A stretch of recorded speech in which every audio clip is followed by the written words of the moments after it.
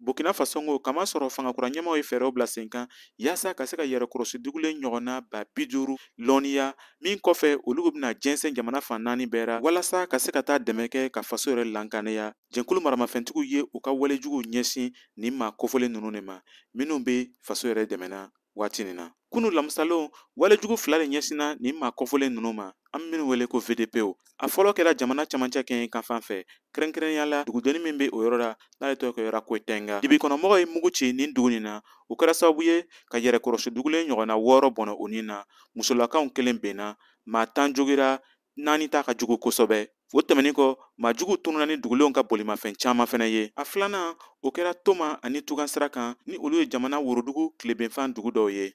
Finitigiw minnu ye gendarmew ye ani yɛrɛkɔrɔsi dugulenw olu tun bɛ dugutaga mobiliba dɔw de bilasira nin yɔrɔ nin na nka u taara bɛn maa juguw ka jan kɔnɔ. Nin groupe nin cɛma maa ɲɔgɔnna 12 bɔnɛna o nin na minnu cɛma yɛrɛkɔrɔsi dugulenw ye maa 10 sorodasiw ye maa 1 ani maa gansan 1 ni ale civil nin tun ye mobiliba dɔ ka paranticɛ ye. Seeredenw y'a yirana ko nin walejugu nin kɛra lansara selinin kɔ kilomètre 20 tɛmɛnin Toma gɛrɛfɛ. Nin worodugu tilebenfan mara min ye Bukilimun ye kɛrɛnkɛrɛnya la Nayala ani Suru ka province ye. Jɛnkulu maramafɛnw ka walejugu warankata nin yɔrɔ nin na hakilinajigira sara dugudennin na taratalon tɛmɛnin maa jugu ye maa 2 bɔnɛ o nin na. Nin le kosɔn kabi janvier kalo daminɛma nin na nin yɔrɔ kɔfɛlen ka sigidenw minnu bɛ Wagadugu kɔnɔ olu bɛ wulikajɔ kɛra tuma bɛɛ yaasa ka se ka yaala fanga ɲɛmaaw fɛ olu ka fɛɛrɛ bɛɛ bila sen kan ka se ka nin yɔrɔ ninnu lankanaya.